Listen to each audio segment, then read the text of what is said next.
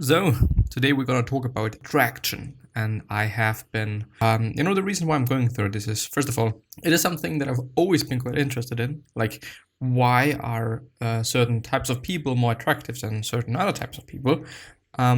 Which is actually coming from from a pretty sad place, I guess. It's probably coming from a place of, okay, what could I be doing? In terms of what could I wear? What could I do in terms of behavior that makes me more attractive to the opposite gender, at least in my case. But yeah, and therefore I have, not really on purpose, but out of accident, I've just now seen a video by Jordan Peterson where he's kind of, some sort of explaining like eye contact and whatnot. I wasn't able to just get to the whole plot or the whole point of the video. But yeah, just because I want to now do something else or do my own thing, which is going through certain articles, and the articles are going to be down in the description. I don't know if I'm going to be able to go through all of them, and I don't know if all of them have something, interesting to say, but we're going to see. How Evolution Explains Attraction, which is a HuffPost article by SDWT, author, crime fighter, and entrepreneur.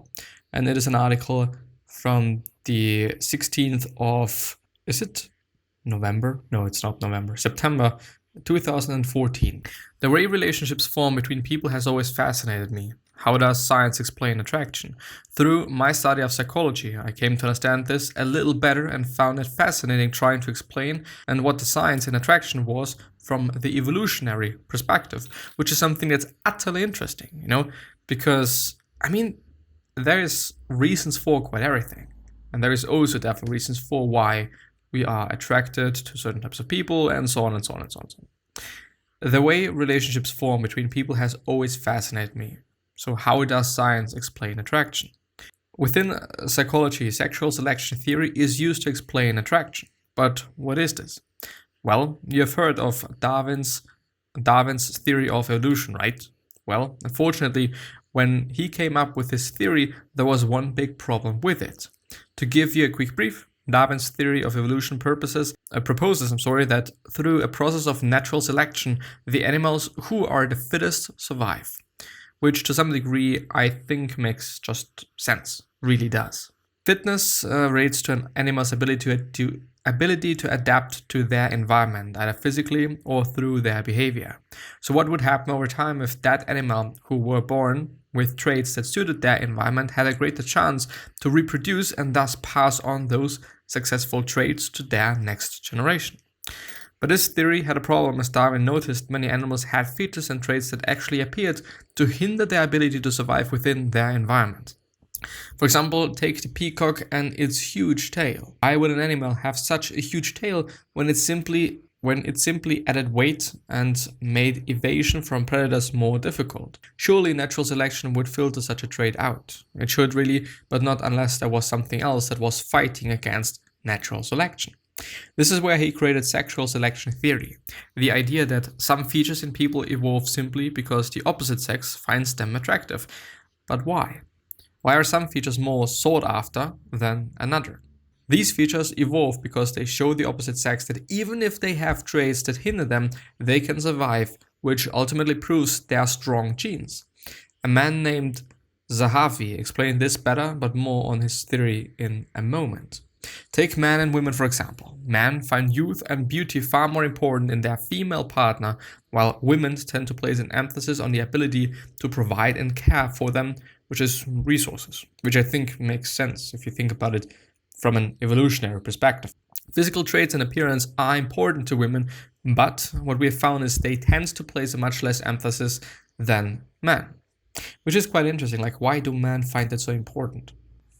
Evolutionists propose this would have developed because they are more concerned with investment into relationships and what a man brings to the table overall. Women produce a very limited supply of eggs, which gives them only a small window to become pregnant, approximately 300 within suitable ages. Actually, didn't know that. And this means they need to be much pickier with their man. Whoever they decide to be with, there's always the risk of abandonment, which poses a big problem for women as they are the only ones that can be sure of paternity and must then raise a child only they can be certain is theirs. Men cannot be sure of paternity, hence sexual selection actually promotes them to be more promiscuous to maximize their chances of passing on their genes. Therefore, men and women are actually fighting between opposite pressures from evolution, with men in theory designed to be more promiscuous to maximize the chance of reproduction, while women are fighting to keep hold of a man so he can invest in them and their child. Which, if you think about it, just makes sense. I mean, as a woman, if you get pregnant and you're alone, it is way worse. It's way worse. It's way easier if you're having a man. It's way easier if you're having, or when you're having another person, whether it is a man, whether it is another woman, I don't give a shit, but it just makes it more quote unquote bearable. It makes it easier because you have two people to provide, two people that are able to do something worthwhile, work, searching for food and whatnot. Incredibly interesting. Therefore, for men to choose their partner, attraction needs to be based on signals that tell a man the woman is fertile, and it's for this reason women place a greater emphasis on appearance.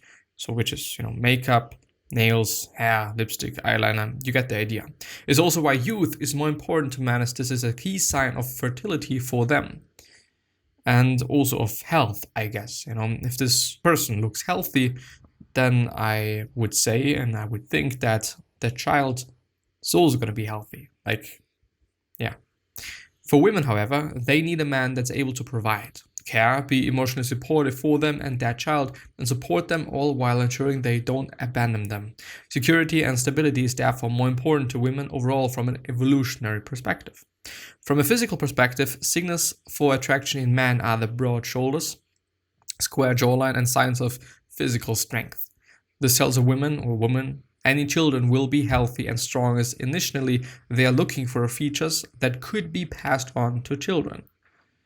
Such features can only be produced in a man with high testosterone, which is actually bad for the immune system. However, is it?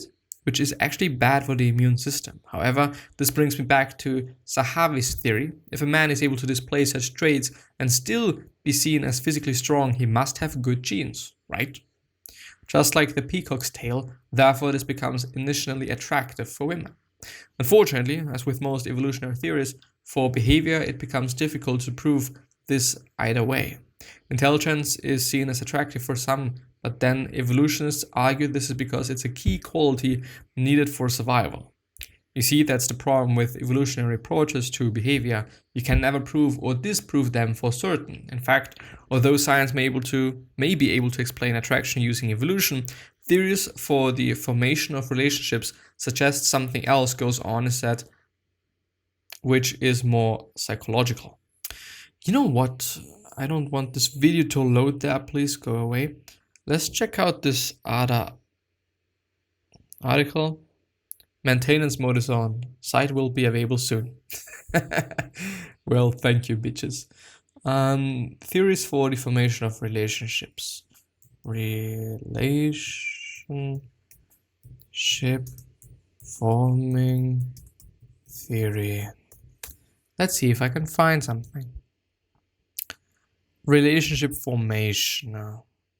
Proximity is a major situational factor in relationship formation.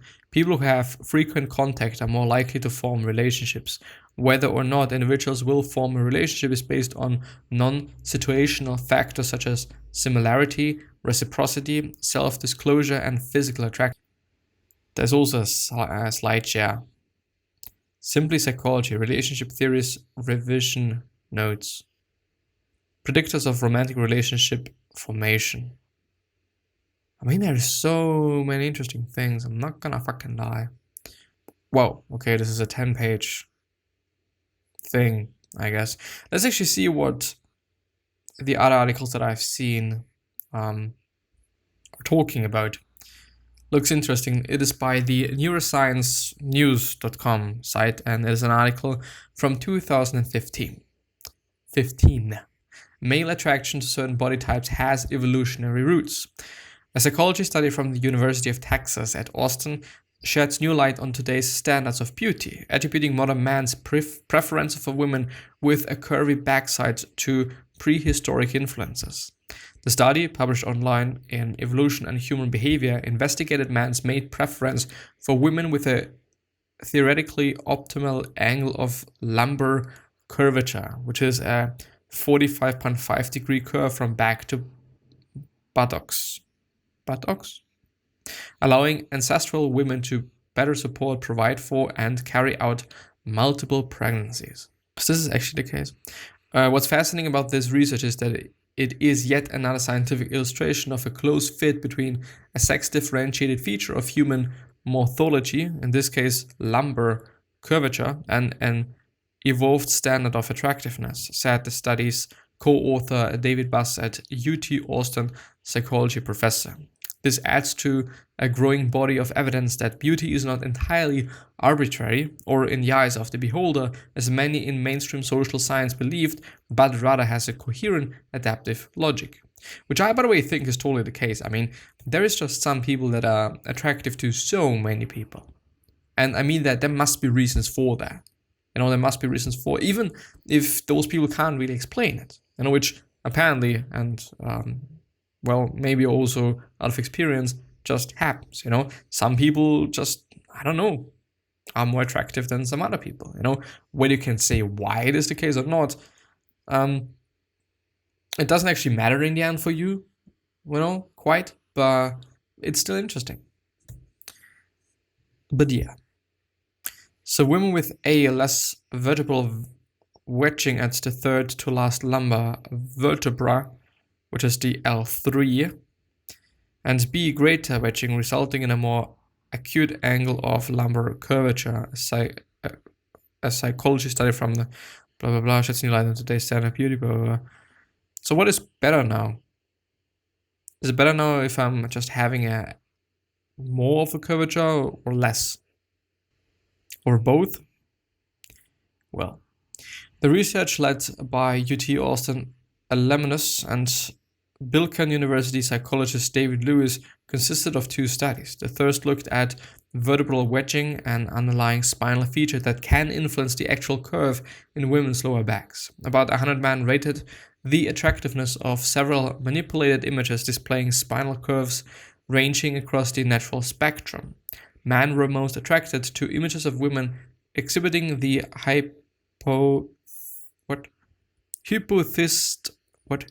hypothesized optimum of 45 degrees of lumbar curvature.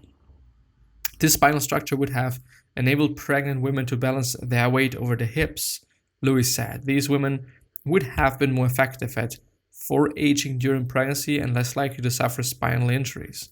In turn, men who preferred these women would have had mates who were able to provide for fetus and offspring and who would have been able to carry out multiple pregnancies without injury. The second study addressed the question of whether men prefer this angle because it reflects larger buttocks or whether it really can be attributed to the angle in the spine itself.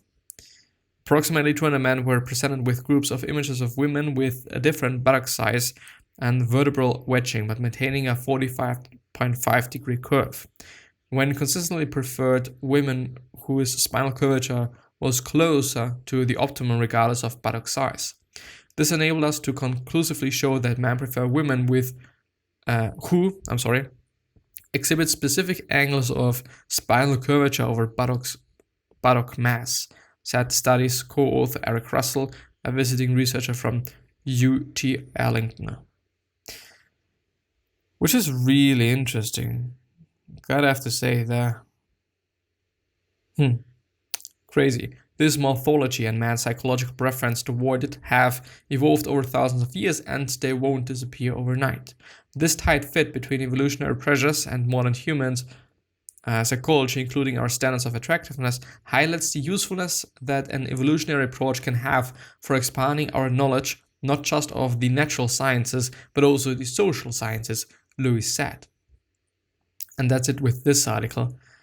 Let's see what I'm having there. Nothing. Well, amazing. There is also one by the Independent, the scientific rules of attraction. Then in the verse, physical attraction can be explained by more than just evolution. Well, this is actually what is that? a very short one. So I'm gonna read, or I'm dumb and facial attraction. No, it's not a short one, but yeah, I want to go through that one. I don't know why. We're just gonna do it. Physical attraction can be explained by more than just evolution. Scientists, and this by the way is by Inverse and is in 2018 article.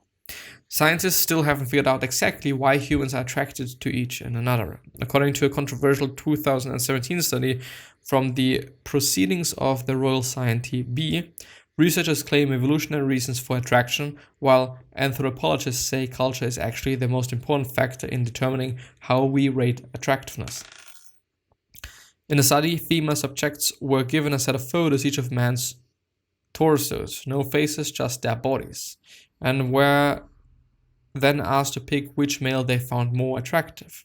The team of psychologists found that of the 160 women, 0 of them considered the male with a weaker looking torso to be the more attractive of the two. With that, how could you define, or how do you define weaker? Is this dependent on mass? Probably. With that, the psychologists determined the study conclusive, calling it up to evolution. Our female ancestors would have preferred a stronger man who could win fights and hunt animals, right? Well, maybe. The study suggests that biology dictates what people find attractive, but the scientists left one crucial factor out of their study. They didn't interview any of the women about why they choose the more muscular man. So apparently it is about muscularity. Anthropologists believe the reason why we find someone attractive is heavily influenced by our culture. We consider celebrities to be good looking because with the sway of magazines, movies, and ads, that's what we are trained to think. This also changes with the times. In the 1930s, boxer bots were in. By the 70s, we liked mustaches. How do you... mustache? Isn't it? Mustache. Anyway, and a lot of body hair, and in the 90s, we loved big butts. We adjusted what we find appealing as the public opinion also changed. But without more data, and especially without even interviewing test subjects, it's impossible to pinpoint exactly what is responsible for Harry Styles making us swoon. Why giant panda roll? Well, it's actually short. Really interesting. Even though it's not that well written, I gotta have to say that. But anyway. And there is an abstract. There's also a Psychology Today article from 2016, flirting. Let's actually go through that one. It is a little bit of a longer one, but it is what it is. The biology of attraction. Much of courtship and mating is choreographed by nature. In fact, nature designed men and women to work together. In an apocryphal story, a colleague once turned to the great British geneticist J.B.S. Haldane and said, "Tell me, Mr. Haldane, knowing what you do about nature, what can you tell me about God?" Haldane replied, "He has an inordinate fondness for beetles. Indeed, the world contains over 300,000 species of beetles. I would add that God loves the human mating game, for no other aspect of our behavior is so complex, so subtle, so pervasive. And although these sexual strategies differ from one individual to next, the essential choreography of human courtship, love, and marriage has myriad designs that seem etched into the human psyche, the product of time, selection, and evolution. They begin the moment man and women get within courting range, with the way we flirt. In describing these strategies, I make no effort to be politically correct. Nature designed men and women to work together, but I cannot pretend that they are alike, because they are not. And I have given evolutionary and biological explanations for their differences where I find them appropriate. Flirting. Women from places as different as the jungles of Amazonia, the saloons of Paris, and the highlands of New Guinea apparently flirt with the same sequence of expressions. First, the woman smiles at her admirer and lifts her eyebrows in a swift, jerky motion as she opens her eyes wide to gaze at him. Then she drops her eyelids, tilts her head down and to the side and looks away. I'm gonna repeat that. First, the woman smiles at her admirer and lifts her eyebrows in a swift, jerky motion as she opens her eyes wide to gaze at him. Then she drops her eyelids, tilts her head down and to the side, and looks away. Frequently, she also covers her face with her hands, giggling nervously as she retreats behind her palms. This sequential flirting gesture is so distinctive that German ethologist Irenaeus Abesfeld was convinced it is innate, a human female courtship ploy that evolved eons ago to signal sexual interest. Men also employ courting tactics similar to those seen in other species. Have you ever walked into the boss's office and seen him leaning back in his chair, hands clasped behind his head, elbows high and chest thrust out? Perhaps he has come from behind his desk, walked up to you, smiled, arched his back, and thrust his upper body in your direction. If so, watch out. He may be subconsciously announcing his dominance over you. If you are a woman, he may be courting you instead. The chest thrust is a part of a basic postural message used across the animal kingdom. Standing tall, quote unquote, dominant creatures puff up. Codfish polish their heads and thrust out their pelvic fins. Snakes, frogs, and toads inflate their bodies. Antelope and chameleons turn broadsides to emphasize their bulk. Mule deer look askance to show their antlers. Cats bristle, pigeons swell, lobsters raise themselves onto the tips of their walking legs and extend their open claws. Gorillas pound their chest, men just thrust out their chests. Compulatory gaze. The gaze is probably the most striking human courting ploy. Eye language. In Western cultures, where eye contact between the sexes is permitted, men and women often stare initially at potential mates for about 2 to 3 seconds, during which their pupils may dilate, a sign of extreme interest. Then the starer drops his or her eyelids and looks away. No wonder the custom of the veil has been adopted in so many cultures. Eye contact seems to have an immediate effect. The gaze triggers a primitive part of the human brain, calling forth one of two basic emotions, approach or retreat. You cannot ignore the eyes of another fixed on you. You must respond. You may smile and start conversation. You may look away and edge toward the door, but first you will probably tug at an earlobe, adjust your sweater, yawn, fidget with your eyeglasses, or perform some other meaningless movement, a displacement gesture to elevate anxiety while you make up your mind how to acknowledge this invitation, whether to flee the premises or stay and play the courting game. Baboon love. Baboons gaze at each other during courtship too. These animals may have branched off our human evolutionary tree more than 19 million years ago. Yet this similarity in wooing persists, as anthropologist Barbara Smuts had said of a budding baboon courtship on the Eburu Cliffs of Kenya. It looked like watching two novices in a single spa. Fuck. The affair began one evening when a female baboon, Talia, turned and caught a young male, Alex, staring at her. They were about 15 feet apart. He glanced away immediately, so she stared at him until he turned to look at her. Then she intently fiddled with her toes. On it went. Each time she stared at him, he looked away. Each time she stared at her, she groomed her feet. Finally, Alex caught Talia gazing at him, the return gaze. Immediately he flattened his ears against his head, narrowed his eyelids, and began to smack his lips. The height of friendliness in baboon society. Talia froze. Then, for a long movement, she looked him in the eyes. Only after this extended eye contact had occurred did Alex approach her, at which point Talia began to groom him. The beginning of a friendship and sexual liaison that was still going strong 6 years later, when Smuts returned to Kenya to study baboon friendships. Actually, very, very long article. I'm gonna end it now. I'm gonna finish it up in the next episode. I'm gonna see you next time. Bye bye.